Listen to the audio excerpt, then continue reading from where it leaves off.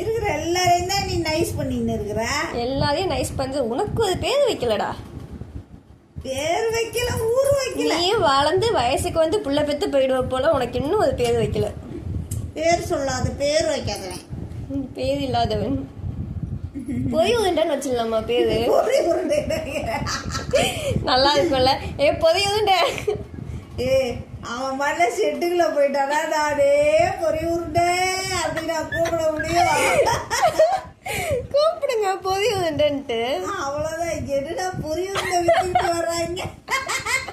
என்னடா உனக்கு பொறி உருண்டைன்னு பேர் வைக்கலாமாடா? நல்லா இருக்குமா பொறி உருண்டைன்ட்டு? அவனுக்கு பேரே வைக்க. என் பொறி உருண்டை, பொறி உருண்டை, பொறி உருண்டை. அவன் டென்ஷன் ஆக போறான். டேய் பொறி உருண்டை, இங்க பாருடா, இங்க பாரு பொறி உருண்டை. என் ஸ்வீட்டு பொறி உருண்டை நல்லா கடிச்சா கருக்கு முறுக்குன்னு இருக்கும்ல, ஸ்வீட்டா பொறி உருண்டை. ஐயோ, உனக்கு பேர் பொறி உருண்டை. என் பொறி உருண்டை.